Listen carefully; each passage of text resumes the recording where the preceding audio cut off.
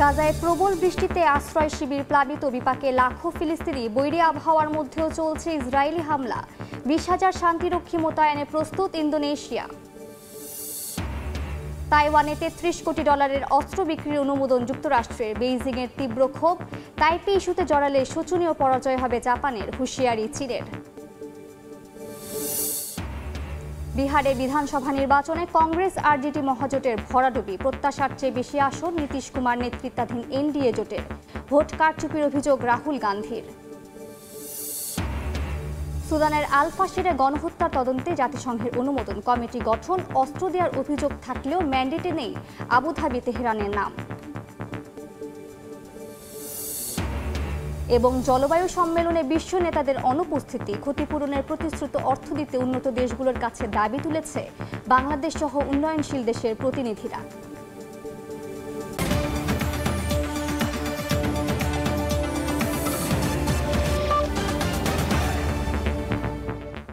আন্তর্জাতিক সময়ের সঙ্গে আছি আমি মালিহা সুহরওয়ার্দী। যুদ্ধবিরতি লঙ্ঘন করে চলা বিমান হামলার মধ্যে মরার ওপর খাড়ার ঘা হয়ে উঠেছে গাজার শীতকালীন বৃষ্টি। ডুবে গেছে লাখ লাখ ঘরছাড়া মানুষের আশ্রয় শিবির।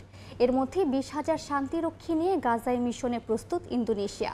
অন্যদিকে দক্ষিণ আফ্রিকায় নতিহীন অবস্থায় পৌঁছানো 153 ফিলিস্তিনির রহস্যময় যাত্রাপথ তদন্তের ঘোষণা দিয়েছেন প্রেসিডেন্ট রামাফোসা। পশ্চিম তীরে অভিযানের মধ্যে চলছে হত্যাযজ্ঞ।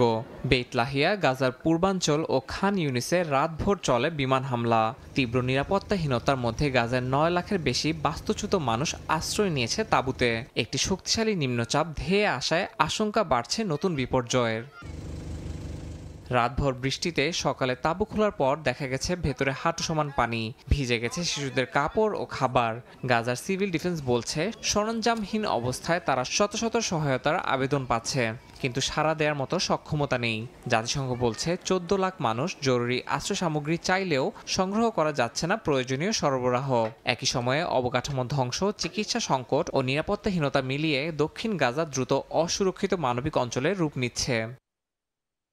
এদিকে ইন্দোনেশিয়ার জাকার্তায় প্রতিরক্ষা মন্ত্রী সিয়াফ্রি শামসুদ্দিন জানিয়েছেন, চিকিৎসক, প্রকৌশলী ও সামরিক সদস্য মিলিয়ে 20,000 কর্মী গাজা মিশনের জন্য প্রস্তুত। জাতিসংঘের আনুষ্ঠানিক অনুমোদন অথবা যুক্তরাষ্ট্র সমর্থিত একটি আন্তর্জাতিক প্ল্যাটফর্মের মাধ্যমে এই পদক্ষেপ বাস্তবায়ন সম্ভব বলে জানানো হয়েছে। ইন্দোনেশিয়া মনে করছে একটি আন্তর্জাতিক স্টেবিলাইজেশন মিশন ছাড়া গাজার মানবিক পরিস্থিতি নিয়ন্ত্রণে আনা অসম্ভব। অন্যদিকে দক্ষিণ আফ্রিকার জোহানেসবার্গে এক বৈঠকের ফাঁকে প্রেসিডেন্ট সিরিল রামফোসা জানিয়েছেন, গাজা থেকে আসা 153 ফিলিস্তিনিকে ফেরত পাঠানো হবে না, যদিও তাদের কারো পাসপোর্টে ডিপার্চার স্ট্যাম্প নেই। সীমান্ত কর্তৃপক্ষ বলছে দলটিকে একটি সংস্থা টাকা নিয়ে যাত্রায় পাঠিয়েছে, পরে জটিলতা দেখা দিলে দায় অস্বীকার করেছে। রামফোসা বলেছেন, দেশের গোয়েন্দা সংস্থা হোম অ্যাফেয়ার্স ও পররাষ্ট্র মন্ত্রণালয় এখন পুরো ঘটনাটি তদন্ত করছে।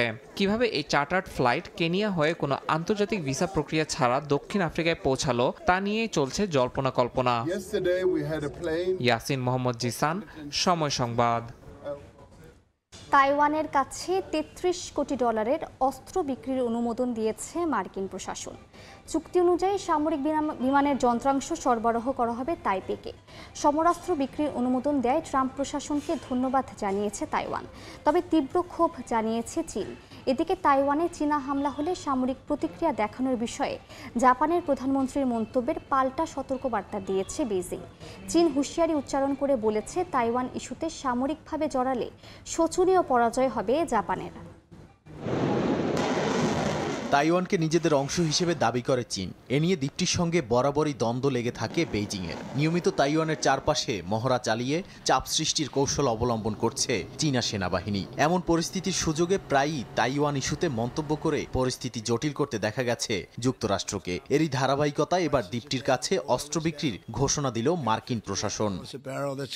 বার্তা সংস্থা রয়টার্সের খবর, তাইওয়ানের কাছে $33 কোটি অস্ত্র বিক্রির অনুমোদন দিয়েছে ট্রাম্প প্রশাসন। যুক্তরাষ্ট্র জানায় F-16C-130 সহ বিভিন্ন সামরিক বিমানের যন্ত্রাংশ সরবরাহ করা হবে তাইপেকে। এতে তাইওয়ানের বর্তমান ও ভবিষ্যৎ হুমকি মোকাবিলা, বিমানবহরের অপারেশনাল প্রস্তুতি ও প্রতিরক্ষা সক্ষমতা জোরদার হবে বলেও জানায় ট্রাম্প প্রশাসন। ডোনাল্ড ট্রাম্প প্রেসিডেন্ট হিসেবে দ্বিতীয়বার মার্কিন মসনদের দায়িত্ব নেয়ার পর এটি তাইওয়ানের কাছে প্রথম অস্ত্র বিক্রির অনুমোদন। আগের মার্কিন সরকারের নিয়মিত অস্ত্র বিক্রির নীতি অব্যাহত রাখায় ট্রাম্প প্রশাসনকে ধন্যবাদ জানিয়েছে তাইওয়ান। দ্বীপটির প্রেসিডেন্ট কার্যালয় এক বিবৃতিতে বলছে, তাইওয়ান মার্কিন নিরাপত্তা অংশীদারিত্ব, ইন্দো প্যাসিফিক শান্তি ও স্থিতিশীলতার ভিত্তি। অস্ত্র বিক্রির সিদ্ধান্ত 1 মাসের মধ্যে কার্যকর হবে।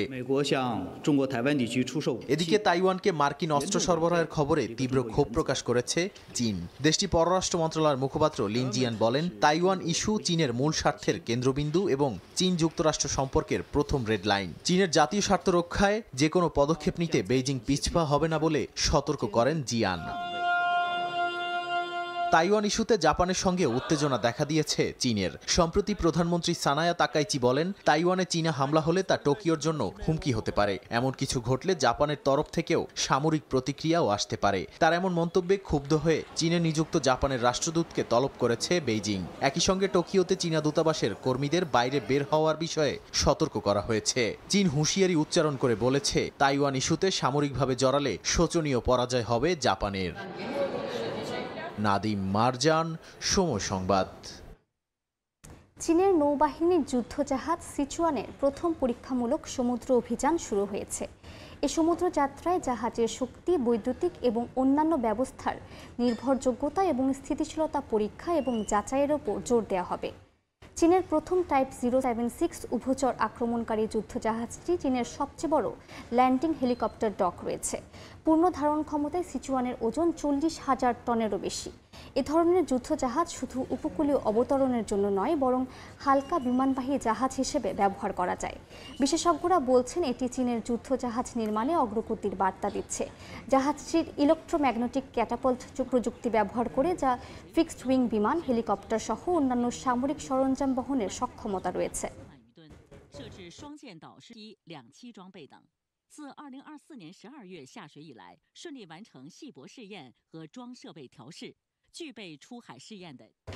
চীনের প্রেসিডেন্ট শি জিনপিং শুক্রবার থাইল্যান্ডের রাজা মহা বজিরালঙ্কর্ণ এবং রানী সুতিদাকে বেইজিংয়ে স্বাগত জানান। দুই দেশের কূটনৈতিক সম্পর্ক স্থাপনের 50 বছর পূর্তি উদযাপন উপলক্ষে চীনের প্রেসিডেন্টের আমন্ত্রণে থাইল্যান্ডের রাজা এ সফর করেছেন। শি জিনপিং রাজাকে আশ্বাস দিয়েছেন যে চীন থাইল্যান্ডের সঙ্গে কৌশলগত সহযোগিতা জোরদার করবে এবং চীনা থাই রেল সহ বড় প্রকল্পগুলোতে সমন্বয় বাড়াবে। তিনি আরও জানান, চীন থাইল্যান্ড থেকে উচ্চমানের কৃষিপণ্য আমদানিও সম্প্রসারিত করবে।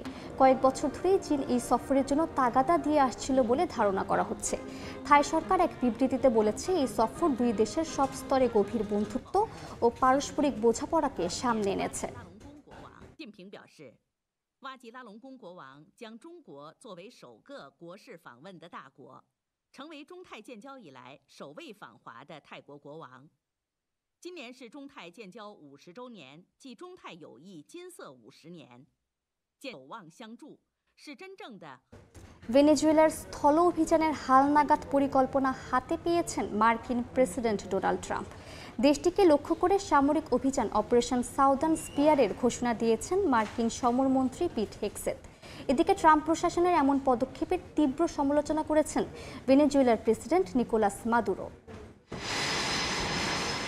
মাদক বিরোধী অভিযান ঘিরে ক্রমেই তীব্র হচ্ছে যুক্তরাষ্ট্র ভেনেজুয়েলার বৈরিতা। এবার এই তিক্ত সম্পর্কে নতুন মাত্রা দিল মার্কিন সমর দফতরের এক ঘোষণা।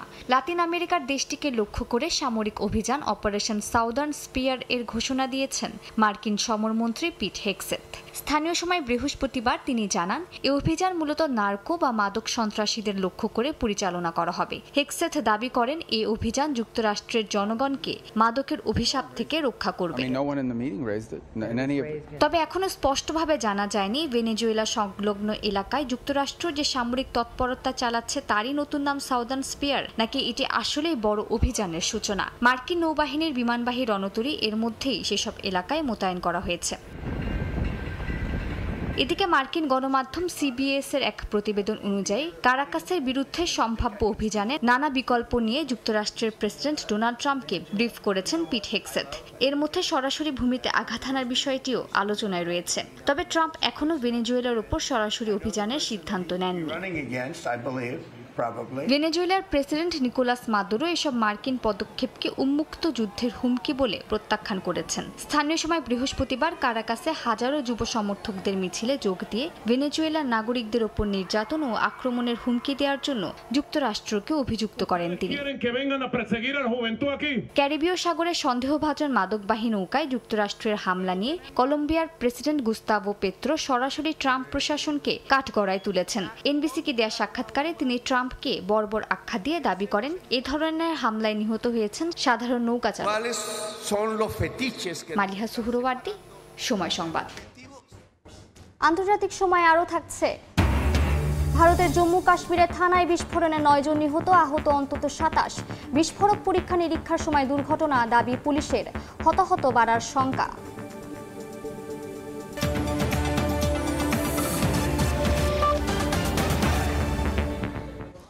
ভারতের বিহারে বিধানসভা নির্বাচনে কংগ্রেস আরজেডি মহাজোটের ভরাডুবি। প্রত্যাশার চেয়ে অনেক বেশি আসন জিতেছেন নীতিশ কুমার নেতৃত্বাধীন এনডিএ জোট। দশমবারের মতো মুখ্যমন্ত্রী হিসেবে শপথ নিতে যাচ্ছেন নীতিশ। ফল ঘোষণার পর রাহুল গান্ধী বলেন বিজেপির হয়ে ভোট কারচুপি করেছে নির্বাচন কমিশন। যার শারীরিক ও মানসিক সক্ষমতা নিয়ে মাত্র কদিন আগেও প্রশ্ন তুলেছিল বিরোধীরা, সেই নীতিশ কুমারই দশমবারের মতো বিহারের মুখ্যমন্ত্রী হতে যাচ্ছেন।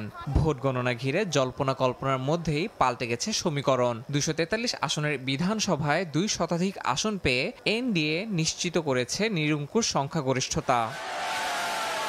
সমীক্ষার পূর্বাভাসে ছিল হাড্ডাহাড্ডি লড়াইয়ের ইঙ্গিত। কোথাও 130 আসন, কোথাও 167 আসন, এমন অনুমানিক ঘুরছিল সব বিশ্লেষণে। কিন্তু বাস্তব চিত্র পুরো ভিন্ন। নীতিশ বিজেপি জোটের ভূমিধস জয়ে ফের ভুল প্রমাণিত হয়েছে সব সংখ্যাতত্ত্ব। টানা 2 দশক ক্ষমতায় থাকার পরও নীতিশ কুমারের ভাবমূর্তি যে অটুট, এই ফল তারই প্রতিফলন। 2010 সালের মতোই এবারও জেডিইউ বিজেপি জোট শক্ত অবস্থানে। 15 বছর পরেও সে আধিপত্য আবারও নিশ্চিত করেছে এনডিএ। মধ্যপ্রদেশ, ছত্তিশগড়, মহারাষ্ট্র, হরিয়ানা সবখানে সম্ভাবনার বাইরে ফল এনে বিজেপি যে ধারা ধরে রেখেছে তার সর্বশেষ উদাহরণ বিহার। তবে নির্বাচন কমিশনকে ঘিরেও বিতর্ক কম নয়। ভোটের আগে শুরু হওয়া ভোটার তালিকা সংশোধনের বাদ যায় 47 লাখের বেশি নাম। বিরোধীরা অভিযোগ তোলে এটি এনডিএকে সুবিধা দেওয়ার কৌশল। ফল ঘোষণার পর অভিযোগ তোলেন রাহুল গান্ধী, বলেন বিজেপির হয়ে ভোট কারচুপি করেছে নির্বাচন কমিশন। আগামী বছর পশ্চিমবঙ্গ, কেরালা, তামিলনাড়ু, পুদুচেরি ও আসামে বিধানসভা নির্বাচন। বিশ্লেষকদের মতে বিহারের এই ফলের পর নতুন করে আশা দেখছে বিজেপি। ইয়াসিন মোহাম্মদ জিসান, সময় সংবাদ। সুদানের আল ফাশির শহরে গণহত্যা তদন্তে সর্বসম্মত অনুমোদন দিল জাতিসংঘ। দায়ীদের বিচারের মুখোমুখি করতে স্বাধীন তদন্তের অনুমোদন দিয়েছে আন্তর্জাতিক সংস্থাটি। 2 বছরের গৃহযুদ্ধে 1.5 লাখের বেশি প্রাণহানির ঘটনা ঘটেছে। 1,20,00,000 সাধারণ মানুষ বাস্তুচ্যুত হয়েছেন। আধা সামরিক বাহিনী আরএসএফ দখলের পর শহর জুড়ে গণহত্যা, ধর্ষণ ও নির্যাতনের ভয়াবহ প্রমাণ টেনে আনছে আন্তর্জাতিক মহলগুলো। অস্ত্র সহায়তার অভিযোগে ইউএই, ইরান প্রশ্নবিদ্ধ হলেও ম্যান্ডেটে নেই দেশগুলোর নাম। মানবাধিকার পরিষদের জরুরি বৈঠকে সর্বসম্মত সমর্থনে সুদানের এল ফাশের হত্যাকাণ্ডে স্বাধীন তদন্তের অনুমোদন করেছে জাতিসংঘ। ভলকার তুর্ক জানান, রক্তাক্ত শহরের ছবি এখন স্যাটেলাইটে ধরা পড়েছে, কিন্তু আন্তর্জাতিক ব্যর্থতার দাগ আরও গভীর। তদন্ত দলকে দায়িত্ব দেওয়া হয়েছে কারা নির্দেশ দিয়েছে এবং কারা সরাসরি হত্যাকাণ্ড চালিয়েছে তা শনাক্ত করে আন্তর্জাতিক অপরাধ আদালতে পাঠাতে। ডক্টরস উইদাউট বর্ডার্স বলছে, শহর দখলের পর গত কয়েক মাসে অসংখ্য মানুষ নির্যাতনের শিকার হয়েছেন। নথিভুক্ত হয়েছে যৌন সহিংসতার ঘটনা। গত 2 সপ্তাহে প্রায় 1 লাখ মানুষ শহর ও আশপাশের গ্রাম ছেড়ে পালিয়েছেন বলে জানিয়েছে ইউএনএইচসিআর। কানাডায় G7 বৈঠক শেষে মার্কিন পররাষ্ট্রমন্ত্রী মার্কো রুবিও বলেছেন, আরএসএফ কৌশলগত গণহত্যা, ধর্ষণ ও নিপীড়ন চালাচ্ছে, তাই তাদের অস্ত্র প্রদান বন্ধে বিশ্বকে একসঙ্গে পদক্ষেপ নিতে হবে। সুদানি সেনাবাহিনী অভিযোগ করেছে ইউএই, সংযুক্ত আরব আমিরাত আফ্রিকার বিভিন্ন রুট দিয়ে আরএসএফকে অস্ত্র সরবরাহ করছে। জাতিসংঘের তদন্ত মিশনের এক সদস্য জানান 2 দশক আগের জাঞ্জাউইদ গণহত্যার চেয়েও আজ দারফুরের অবস্থা ভয়াবহ। তখন হামলা সীমিত ছিল গ্রাম পর্যায়ে, এখন আরএসএফ পুরো শহর ও শরণার্থী শিবির টার্গেট করেছে। দীর্ঘ 18 মাসের অবরোধ, ক্ষুধা, নিখোঁজ, গণহত্যা, ধর্ষণ সব মিলিয়ে বিশ্বের সবচেয়ে বড় মানবিক সংকটে পরিণত হচ্ছে এই সহিংসতা। ডিজিটাল প্রমাণের পাহাড় এখন তদন্তে নতুন মাত্রা যোগ করবে বলে মনে করছেন গবেষকরা। ইয়াসিন মোহাম্মদ জিসান, সময় সংবাদ। ভারত নিয়ন্ত্রিত জম্মু কাশ্মীরের থানায় ভয়াবহ বিস্ফোরণে নিহত হয়েছেন অন্তত 9 জন, আহত হয়েছেন আরও 27। শনিবার স্থানীয় সময় মধ্যরাতে শ্রীনগরের নোগাম থানায় জব্দকৃত বিস্ফোরক পরীক্ষা নিরীক্ষার সময় এই ঘটনা ঘটে। ভারতীয় সংবাদ মাধ্যম এনডিটিভি জানায় নিহতদের বেশিরভাগ ছিলেন পুলিশ এবং ফরেনসিক দলের সদস্য। আহতদের সেনাবাহিনীর 92 ঘাটি হাসপাতাল এবং শেরে কাশ্মীর ইনস্টিটিউট অফ মেডিকেল সায়েন্সে নেওয়া হয়েছে। বিস্ফোরণের পর ঘটনাস্থলে যান পুলিশের ঊর্ধ্বতন কর্মকর্তারা। এই থানার পুলিশ সদস্যরা ওই এলাকায় সশস্ত্র গোষ্ঠী জয়েসি মোহাম্মদের পোস্টার লাগানোর বিষয়টির সমাধান করেছিল বলে জানায় এনডিটিভি। সুইডেনের স্টকহোমে একটি বাস স্টপে বাসের ধাক্কায় হতাহতের ঘটনা ঘটেছে। সুইডিশ পুলিশ জানায় স্থানীয় সময় শুক্রবার রয়্যাল ইনস্টিটিউট অফ টেকনোলজির কাছে একটি নীল ডাবল ডেকার বাস হঠাৎ নিয়ন্ত্রণ হারিয়ে সরাসরি বাস স্টপে উঠে যায়। ওই সময় বাসটিতে কোনো যাত্রী না থাকলেও পথচারীরা ধাক্কায় হতাহত হন। প্রাথমিকভাবে হতাহতের সঠিক সংখ্যা বা পরিচয় প্রকাশ করা হয়নি। ঘটনার পরপরই অ্যাম্বুলেন্স, পুলিশ ও উদ্ধারকর্মীরা এলাকায় কাজ শুরু করেন এবং চারপাশ ঘিরে ফেলেন। দুজনকে গুরুতর অবস্থায় হাসপাতালে নেয়ার বিষয়টি নিশ্চিত করেছে স্বাস্থ্য কর্তৃপক্ষ। এরই মধ্যে চালককে আটক করা হয়েছে।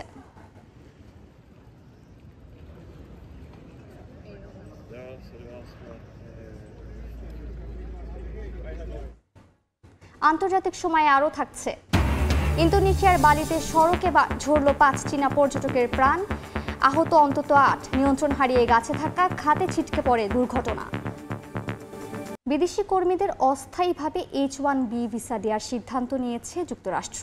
দেশটির অর্থমন্ত্রী স্কট বেসেন্ট জানান, নতুন নিয়ম অনুযায়ী দক্ষ বিদেশি কর্মীরা সাময়িকভাবে যুক্তরাষ্ট্রে কাজ করবেন।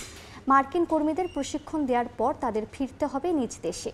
যদিও ভিসা ব্যবস্থাটি পুরোপুরি বাতিলে একটি বিল উত্থাপন করবেন বলে জানিয়েছেন রিপাবলিকান পার্টির এক আইন প্রণেতা। বিশ্লেষকরা বলছেন এতে বিপাকে পড়বেন ভারতীয় দক্ষ কর্মীরা।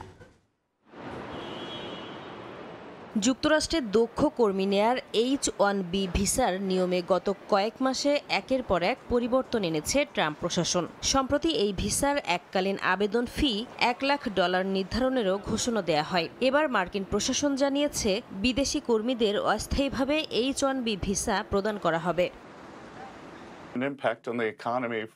গণমাধ্যমে দেয়া এক সাক্ষাৎকারে মার্কিন বাণিজ্য মন্ত্রী স্কট বেসেন্ট জানান, নতুন নিয়ম অনুযায়ী শুধু দক্ষ বিদেশি কর্মীদের সাময়িকভাবে যুক্তরাষ্ট্রে নেওয়া হবে। এরপর তারা মার্কিন কর্মীদের প্রশিক্ষণ দেবেন। প্রশিক্ষণ শেষে তারা আর থাকতে পারবেন না, ফিরতে হবে নিজ দেশে।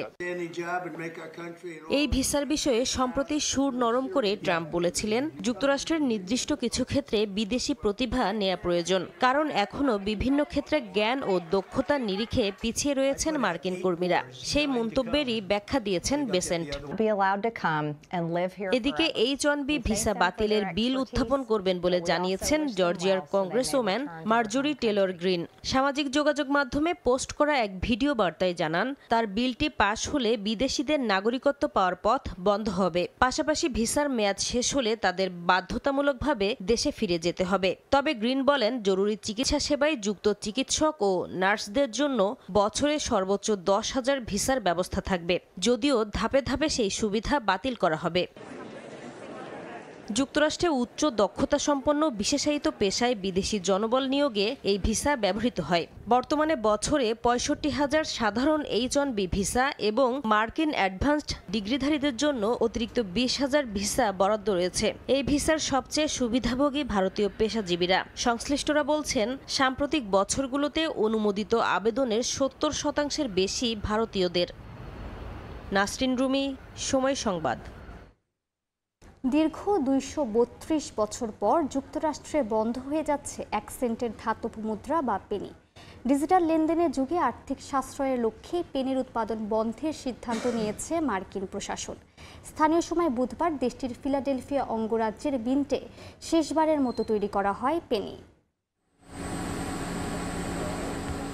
ডিজিটাল যুগে বাড়ছে ডিজিটাল লেনদেন, আর এ কারণে অনেকটাই অপ্রাসঙ্গিক হয়ে পড়েছে ধাতব মুদ্রা। মার্কিন বাজারে 1 সেন্টের পেনি চালু হয় 1793 সালে। বর্তমান বাজারে 300 বিলিয়নের বেশি পেনি রয়েছে, যা বাণিজ্যিক প্রয়োজনের তুলনায় অনেক বেশি। ডিজিটাল লেনদেনের যুগে আর্থিক সাশ্রয়ের লক্ষ্যে এবার পেনির উৎপাদন বন্ধের সিদ্ধান্ত নিয়েছে মার্কিন প্রশাসন। দেশটিতে দীর্ঘ 232 বছর পর বন্ধ হয়ে যাচ্ছে 1 সেন্টের এই ধাতব মুদ্রাটি। উৎপাদন বন্ধ হলেও বাজারে থাকা পেনিগুলো থাকবে কার্যকর। তবে নতুন পেনি না আসার কারণে ব্যবসা প্রতিষ্ঠানগুলো এখনই পণ্যের দাম সমন্বয়ের প্রস্তুতি নিচ্ছে। রিচমন্ড ফেডারেল রিসার্চ জানায়, এ কারণে বছরে ক্রেতাদের বাড়তি খরচ পড়বে $6 মিলিয়ন। স্থানীয় সময় বুধবার দেশটির ফিলাডেলফিয়া অঙ্গরাজ্যের মিন্টে শেষবারের মতো তৈরি করা হয় পেনি। বর্তমানে একটি পেনি তৈরি করতে খরচ হচ্ছে প্রায় 4 সেন্ট, যা 1 দশক আগের তুলনায় দ্বিগুণ। অথচ দেশ জুড়ে এখন প্রায় 300 বিলিয়ন পেনি আছে, যার বড় অংশই ব্যবহারহীন অবস্থায় পড়ে থাকে ঘরে। বিশ্বের অন্যান্য দেশও আগেই তাদের স্বল্প মূল্যের কয়েন বাতিল করেছে। কানাডা 2012 সালে 1 সেন্টের মুদ্রা বন্ধ করে। অস্ট্রেলিয়া ও নিউজিল্যান্ড 1990-এর দশকে। যুক্তরাজ্যও 2024 সালে 1 ও 2 পেনি মুদ্রা বন্ধের সিদ্ধান্ত নিয়েছে। এবার যুক্তরাষ্ট্রও যোগ দিল সেই তালিকায়। নাদিম মারজান, সময় সংবাদ। আর্জেন্টিনা সহ দক্ষিণ ও মধ্য আমেরিকার 4 দেশের ওপর থেকে শুল্ক উঠিয়ে নেওয়ার সিদ্ধান্ত নিয়েছেন মার্কিন প্রেসিডেন্ট ডোনাল্ড ট্রাম্প। বাকি দেশগুলো হলো ইকুয়েডর, গুয়েতেমালা ও এল সালভাদর। গণমাধ্যম বলছে এই 4টি দেশের সঙ্গে ট্রাম্প প্রশাসনের কৃষি ও খাদ্যপণ্য বাণিজ্য সংক্রান্ত চুক্তি হয়েছে। সেই চুক্তির পরে শুল্ক কমানোর সিদ্ধান্ত নেওয়া হয়েছে। চুক্তির শর্ত অনুসারে দেশগুলোর খাদ্যপণ্যের বাজারে অবাধ প্রবেশাধিকার পাবে যুক্তরাষ্ট্রের বিভিন্ন কোম্পানি। এর মধ্য দিয়ে যুক্তরাষ্ট্রের অভ্যন্তরীণ বাজারে কফি, কলা ও অন্যান্য খাদ্যপণ্যের দাম নেমে আসবে বলে আশা প্রকাশ করেছে মার্কিন কর্মকর্তারা। Prices are down, oil is down. We're down $58 a barrel. We're going to be hitting $2 for gasoline. I think we're going to be at $2 and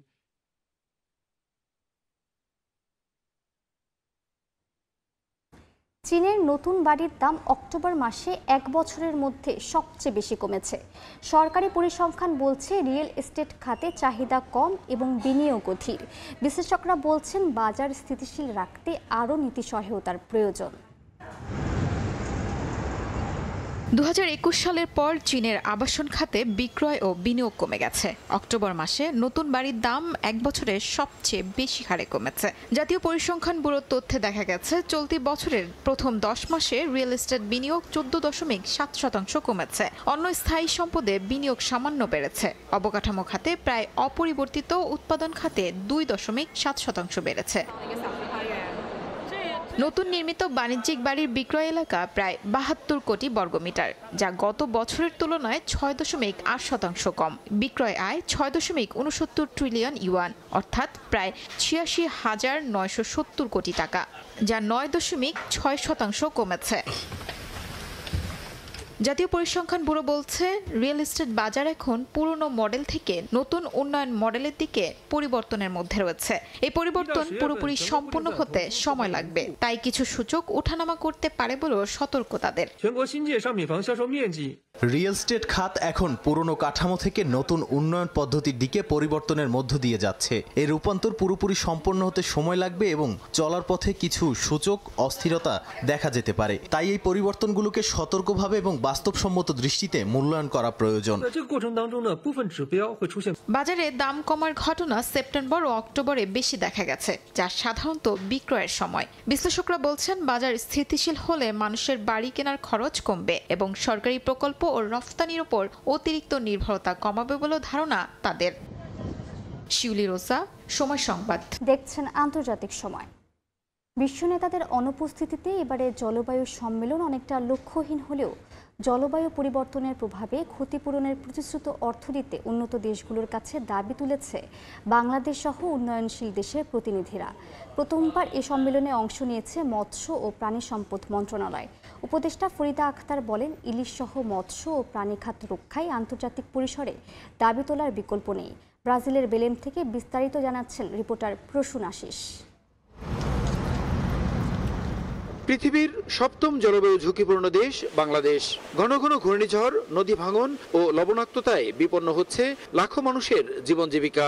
গত 10 বছরে বাস্তুচ্যুত হয়েছেন 1,47,00,000-এর বেশি মানুষ।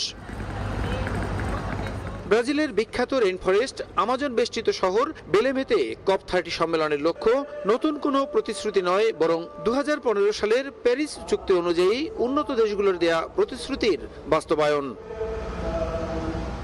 বাংলাদেশের দাবি, জলবায়ু পরিবর্তনের কারণে উন্নয়নশীল দেশের ক্ষতিপূরণে উন্নত দেশগুলোকে গুনতে হবে $1.3 ট্রিলিয়ন। যারা উন্নত বিশ্বের দেশগুলো আছে তাদের কাছে আমাদের ক্লেম করা যে আমরা লোনের বদলে আমরা গ্র্যান্ট চাই ক্লাইমেট চেঞ্জ ইস্যুতে। বাংলাদেশ হচ্ছে বিশ্বের অন্যতম একটা ঝুঁকিপূর্ণ দেশ, সেই জন্য আমাদের অ্যাডাপ্টেশন সাইডেও আমাদের কিন্তু ফান্ডিং এর জন্য আমাদের ক্লেম করা উচিত। উষ্ণতা বৃদ্ধি সহ জলবায়ু পরিবর্তনের প্রভাবে দেশের মৎস্য ও প্রাণী সম্পদ খাত মারাত্মকভাবে ক্ষতিগ্রস্ত হচ্ছে দাবি করে প্রথমবার জলবায়ু সম্মেলনে অংশ নিয়েছে মৎস্য ও প্রাণী সম্পদ মন্ত্রণালয়। সম্মেলনে যোগ দিয়ে মৎস্য ও প্রাণী সম্পদ উপদেষ্টা বলেন, দেশের মৎস্য ও প্রাণী খাত রক্ষায় এমন বিশ্ব আসরে দাবি তোলার কোনো বিকল্প নেই। শুধু পরিবেশের বিষয় না, কারণ এর সাথে মানুষের জীবন জীবিকার সম্পর্ক, এর সাথে আমাদের খাদ্য নিরাপত্তার সম্পর্ক, আমাদের স্বাস্থ্যের সম্পর্ক, আমাদের যে প্রাণী সম্পদ এবং মৎস্য এত ক্ষতি হচ্ছে জলবায়ু পরিবর্তনের কারণে, তাহলে আমরা কি শুধু দেশেই বলবো, আমরা কপি গিয়ে বলবো না? তাই আমরা একটু দাবি করেছিলাম, আমাদেরকে FAO খাদ্য কৃষি সংস্থা তারা আমাদেরকে সহায়তাটা দিয়েছে।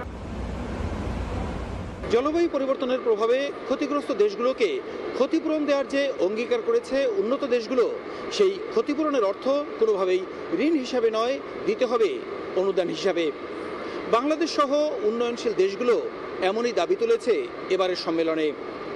ব্রাজিলের বেলেম শহরে আয়োজিত COP সম্মেলন থেকে প্রসূন আশিস, সময় সংবাদ। ব্রাজিলের বেলেমে COP30 সম্মেলনে নজর কাড়ল অধিকার কর্মীদের অনন্য হেডল্যাম্প মার্চ। বন রক্ষার বার্তা তুলে ধরতে সম্মেলনের প্রথম সপ্তাহেই রাস্তায় নামেন তারা। শত শত আলোয় তুলে ধরা হয় আমাজনের জীবন, বন রক্ষার সংগ্রাম আর আদিবাসী জনগোষ্ঠীর ভূমির অধিকার রক্ষার দাবি। রাতের অন্ধকার চিরে মাথায় পোরঙ্গা হেডল্যাম্প জ্বালিয়ে COP30 ভেন্যুর সামনে জমায়েত হন ব্রাজিলের গ্রামীণ অধিকার কর্মীরা। রাবার ট্যাপার, আদিবাসী ও কুইলম্বোলা সম্প্রদায়ের প্রতিনিধিরা একসঙ্গে অংশ নেন মিছিলে। আলো জ্বেলে বনই তাদের জীবন, সংস্কৃতি এবং অস্তিত্বের জানান দেন তারা।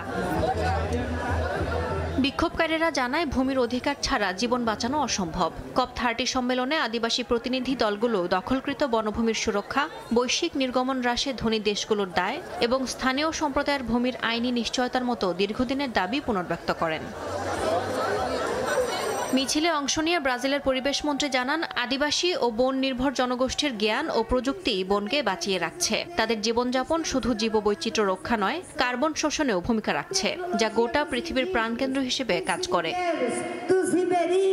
হেডল্যাম্প মার্চ শেষ হয় বনভূমির রক্ষার আহ্বান এবং COP30 থেকে বাস্তবসম্মত প্রতিশ্রুতির দাবি দিয়ে। বিক্ষোভকারীদের মতে, জলবায়ু সংকট মোকাবিলায় স্থানীয় সম্প্রদায়ের অধিকার নিশ্চিত করাই হবে সঠিক পথ, যেখানে বন শুধু সম্পদ নয়, হবে টেকসই ভবিষ্যতের মেরুদণ্ড। ইয়াসমিন অনন্যা, সময় সংবাদ। প্রাকৃতিক দুর্যোগে বিপর্যস্ত বিশ্বের বিভিন্ন দেশ। সুপার টাইফুন ফাংওয়াং এর তাণ্ডবে বিপর্যস্ত তাইওয়ানের উপকূলীয় অঞ্চল। নানা স্থানে দেখা দিয়েছে ভারী বর্ষণ ও বন্যা। ইন্দোনেশিয়ার জাভা দ্বীপে ভূমিধসে প্রাণ হারিয়েছেন 2 জন। থাইল্যান্ড ও পর্তুগালে দেখা দিয়েছে বন্যা। বিপর্যয় সামাল দিতে মাঠে নেমেছে উদ্ধারকর্মীরা। সুপার টাইফুন ফাংওয়াং চলে গেলেও এখনো রয়ে গেছে তার ক্ষতচিহ্ন। তাইওয়ানে টাইফুন ফাংওয়াং এর আঘাতে কাদা পানির স্রোতে তলিয়ে গেছে বিভিন্ন শহর। টাইফুনের প্রভাবে ধ্বংসস্তূপে পরিণত হয়েছে শহরগুলো। উদ্ধার কাজে যোগ দিয়েছে সামরিক বাহিনীও। উত্তরের ইয়েলান এলাকায় টানা বৃষ্টিপাত ভূমিধসের ঝুঁকি আরও বাড়িয়েছে। হুয়ালিয়ানের মিংলি গ্রামে খাল উপচে দেখা দিয়েছে ভয়াবহ বন্যা। মহাসড়কের কিছু কিছু অংশ প্লাবিত হয়ে বন্ধ হয়ে গেছে যান চলাচল।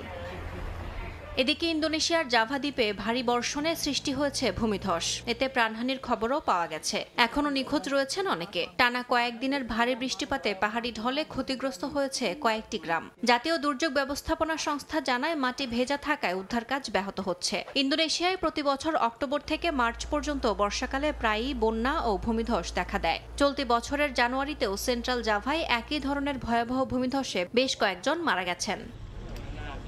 থাইল্যান্ডের সিংবুরি প্রদেশে ভেঙে গেছে চাও ফ্রায়া নদীর সুরক্ষা বাঁধের একটি অংশ। মুহূর্তেই 2 মিটারের বেশি পানি ঢুকে ডুবে যায় ইনবুরি জেলার বাড়িঘর, মন্দির, এমনকি প্রশাসনিক ভবনও। অনেকেই এলাকায় থেকে ঝুঁকি নিয়ে অপেক্ষা করছেন পরিস্থিতি স্বাভাবিক হওয়ার। অন্যদিকে ইউরোপের পর্তুগালে রাতের আঁধারে নেমে আসে বন্যার পানি। লিসবনে পানিতে ডুবে কয়েকজনের মৃত্যু হয়েছে।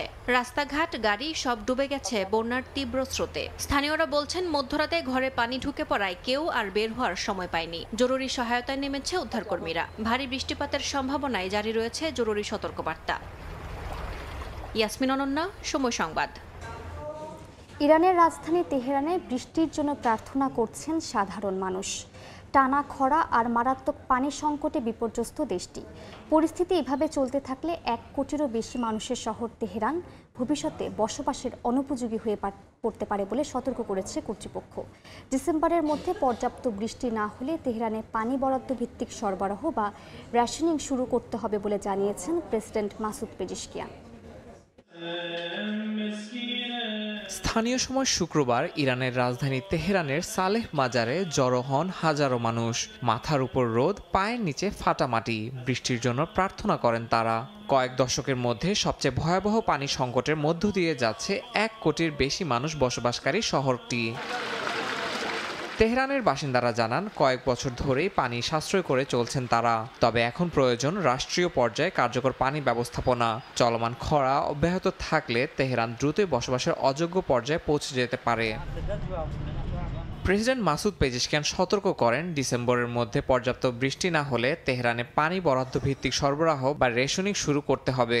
সরকার বলছে বিদ্যমান পানির মজুদ কয়েক সপ্তাহের বেশি টিকবে না। তাই ক্রিটিক্যাল জোনে থাকা শহরের পানির নেটওয়ার্ক স্থিতিশীল রাখতে জরুরি পরিকল্পনা প্রণয়ন চলছে। এর মূল লক্ষ্য সামাজিক অস্থিরতা এড়িয়ে পর্যাপ্ত সরবরাহ নিশ্চিত করা। এর আগে 2021 সালে পানি সংকটের জেরে খুজেস্তান প্রদেশে সহিংস বিক্ষোভ হয়েছিল। 2018 সালেও কৃষকদের ক্ষোভ ছড়িয়েছিল বিভিন্ন অঞ্চলে। তাই সরকারের মধ্যে উদ্বেগ কাজ করছে বলে ধারণা বিশ্লেষকদের। বিশেষজ্ঞদের মতে সংকট শুধু কম বৃষ্টিপাতের কারণে নয়, দীর্ঘদিনের অব্যবস্থাপনা যেমন অতিরিক্ত বাঁধ নির্মাণ, অবৈধ কূপ খনন, অদক্ষ চাষাবাদ এসবই দেশ জুড়ে পানির মজুদ ফুরিয়ে দিয়েছে। ইয়াসিন মোহাম্মদ জিসান, সময় সংবাদ। দেখছেন আন্তর্জাতিক সময়। ইন্দোনেশিয়ার বালিতে সড়ক দুর্ঘটনায় 5 চীনা পর্যটক নিহত হয়েছেন। আহত হয়েছেন অন্তত 8 জন। স্থানীয় পুলিশ জানায় শুক্রবার বালির দেনপাসার শহর থেকে উত্তরাঞ্চলের বুলেলেং অঞ্চলে যাচ্ছিলেন 13 জন চীনা পর্যটক। পথে চালক নিয়ন্ত্রণ হারিয়ে একটি গাছে ধাক্কা দিয়ে অন্য একটি গাড়ির সঙ্গে সংঘর্ষ এড়ানোর চেষ্টা করেন। কিন্তু ধাক্কার পর মাইক্রোবাসটি রাস্তা থেকে ছিটকে অগভীর খাদে পড়ে যায়। এতে ঘটনাস্থলে কয়েকজন নিহত হন। আহতদের উদ্ধার করে স্থানীয় হাসপাতালে নেওয়া হয়েছে।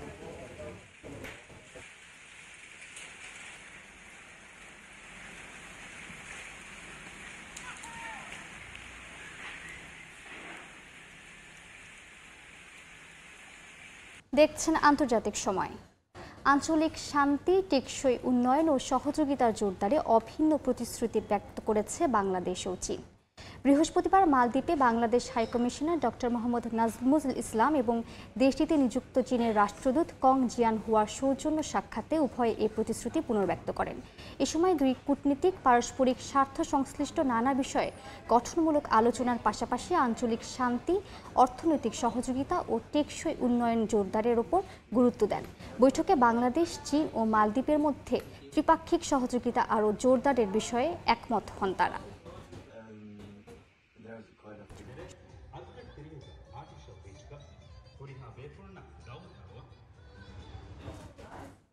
যুক্তরাষ্ট্রের ফিলাডেলফিয়ায় ভক্তদের জন্য খুলেছে নেটফ্লিক্সের প্রথম ইন্টারঅ্যাক্টিভ হাউস। 1 লাখ বর্গফুটের এই স্থায়ী প্রদর্শনীতে স্কুইড গেম, ব্রিজারটন থেকে শুরু করে এমিলি ইন প্যারিসের মতো জনপ্রিয় সিরিজের জগতে ঘুরে বেড়ানোর সুযোগ পাচ্ছেন দর্শকরা। এছাড়াও হাউসটিতে রয়েছে থিয়েটার, গেমস, কেনাকাটার সুযোগ ও নেটফ্লিক্স বাইটস নামের বিশেষ রেস্তোরাঁ। যুক্তরাষ্ট্রের পেনসিলভেনিয়ার কিং অব প্রাইশিয়া মলে নির্মিত হয়েছে নেটফ্লিক্স হাউস, যেখানে পর্দার কল্পজগৎ মিলেছে বাস্তবতার ছোঁয়ায়। দর্শকরা এখানে কখনো ওয়েনসডের নেভারমোর একাডেমির করিডোরে হাঁটবেন, আবার কখনো ওয়ান পিসের দস্যুদের সঙ্গে অভিযানে নামবেন, কিংবা ব্রিজারটনের রাজকীয় গলফ কোর্টে খেলবেন। এছাড়াও গেমস, কেনাকাটার সুযোগ এবং বিশেষ একটি রেস্তোরাঁও রয়েছে। ভবনের লালখাম আকৃতির ফ্যাসাড নেটফ্লিক্স ডিভিডি যুগের প্রতীক, যে সময় থেকে ভক্তদের সঙ্গে সম্পর্ক গড়ে তোলাই ছিল মূল লক্ষ্য। প্রতিষ্ঠানের নির্বাহী সহপ্রধান টেড সারান্টোস জানান, প্রযুক্তি বদলেছে, কিন্তু নেটফ্লিক্স সবসময় নতুন কিছু নিয়ে এসেছে ভক্তদের জন্য। এই বড় লাল খামটি আসলে আমাদের শুরুর দিনের প্রতীক। প্রযুক্তি বদলেছে, কিন্তু আমাদের লক্ষ্য একই থেকেছে, ভক্তদের জন্য কাজ করা। এই নেটফ্লিক্স অভিজ্ঞতা কেন্দ্র সেই ভক্তদের উদযাপনের জায়গা। উদ্বোধনী আয়োজনে অংশ নেন এমলি ইন প্যারিস খ্যাত অভিনেত্রী অ্যাশলে পার্ক। উদ্বোধন ঘিরে উচ্ছ্বাস জানিয়ে তিনি বলেন, প্রিয় কিং অব প্রাইসিয়া মলে এটি হওয়ায় আনন্দ দ্বিগুণ বেড়ে গেছে। এই প্রথম নেটফ্লিক্স হাউস খোলা হয়েছে, এটি সত্যি দারুণ ব্যাপার। আর কিং অফ প্রাইসিয়ার মল তো আমাদের প্রিয় স্থান, সত্যি অসাধারণ লাগছে প্রিয় জায়গায় এমন দারুণ কিছু পেয়ে। আগামী ডিসেম্বরে যুক্তরাষ্ট্রের ডালাসে এবং 2027 সালে লাস ভেগাসে আরও 2টি নেটফ্লিক্স হাউস খোলার পরিকল্পনা করছে প্রতিষ্ঠানটি। এই হাউস শুধু প্রদর্শনী নয়, এটি ভক্তদের জন্য এক জীবন্ত অভিজ্ঞতার আয়োজন, বলছে নেটফ্লিক্স। শিউলি রোজা, সময় সংবাদ। লন্ডনের কিউ গার্ডেনে শুরু হচ্ছে ক্রিসমাস অ্যাট কিউ উৎসব। এবছরের আয়োজনে রয়েছে 8টি বিশেষ নতুন লাইট স্থাপনা, যার মধ্যে আছে আলো দিয়ে তৈরি নাচের গান বাজানোর দল, ভাসমান আলোকফুল আর মাইসেলিয়াম শো।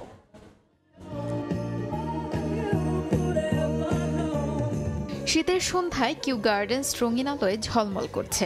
লন্ডনের টেম্পারেট হাউস, পাম হাউস আর বাগানের পথ জুড়ে সাজানো হয়েছে বিভিন্ন লাইট শো। দর্শনার্থীরাও পাচ্ছেন এক নতুন উৎসবের অভিজ্ঞতা। আলোকিত ঘোড়ার মূর্তি, নাচের গান বাজানোর দল, রঙিন ফটক, আলো দিয়ে বানানো তারা আর আগুনের প্রদীপ সব মিলিয়ে পুরো বাগান জুড়ে তৈরি হয়েছে গল্পের মতো পরিবেশ। বিশেষ করে মাইসেলিয়াম নেটওয়ার্ক নামে বিশেষ আলোর স্থাপনাটি এবছরের বড় আকর্ষণ। আলো দিয়ে দেখানো হয়েছে মাশরুমের নিচের নেটওয়ার্কও। এবছর আমরা এনেছি 8টি একদম নতুন লাইট স্থাপনা। পাম হাউসের পুকুরের ওপর নতুন ব্রিজ, আলো দিয়ে তৈরি অর্কেস্ট্রা, বাতাসে ভাসা আলোর ফুল। আশা করছি সব মিলিয়ে দারুণ অভিজ্ঞতা হবে সবার। Mycelium networks reaching out. 13 বছর আগে শীতের শান্ত সময়ে মানুষকে আকর্ষণ করতে শুরু হয়েছিল এই আয়োজনটি। এখন সেটি কিউয়ের সবচেয়ে ব্যস্ত সময়। আগামী 49 দিন 3 লাখেরও বেশি মানুষ আসবে এই শো দেখতে। 14 নভেম্বর দর্শনার্থীদের জন্য উন্মুক্ত হওয়া ক্রিসমাস অ্যাট কিউ উৎসব চলবে 2026 সালের 4 জানুয়ারি পর্যন্ত। শিউলি রোজা, সময় সংবাদ। আন্তর্জাতিক সময়ের শীর্ষ সংবাদগুলো জানিয়ে দিচ্ছি আরেকবার। গাজায় প্রবল বৃষ্টিতে আশ্রয় শিবির প্লাবিত, বিপাকে লাখো ফিলিস্তিনি। বৈরী আবহাওয়ার মধ্যেও চলছে ইসরায়েলি হামলা। 20,000 শান্তিরক্ষী মোতায়েনে প্রস্তুত ইন্দোনেশিয়া। তাইওয়ানে $33 কোটি অস্ত্র বিক্রির অনুমোদন যুক্তরাষ্ট্রের। বেইজিংয়ের তীব্র ক্ষোভ, তাইপে ইস্যুতে জড়ালে শোচনীয় পরাজয় হবে জাপানের, হুঁশিয়ারি চীনের। এবং বিহারে বিধানসভা নির্বাচনে কংগ্রেস আরজেডি মহাজোটের ভরাডুবি। প্রত্যাশার চেয়ে বেশি আসন নীতিশ কুমার নেতৃত্বাধীন এনডিএ জোটের। ভোট কারচুপির অভিযোগ রাহুল গান্ধীর।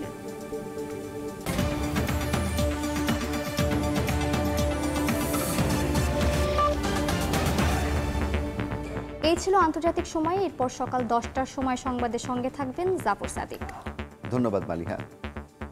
সকাল 10টার সংবাদ নিয়ে আসছি কিছুক্ষণ পর, সঙ্গে থাকুন সময়।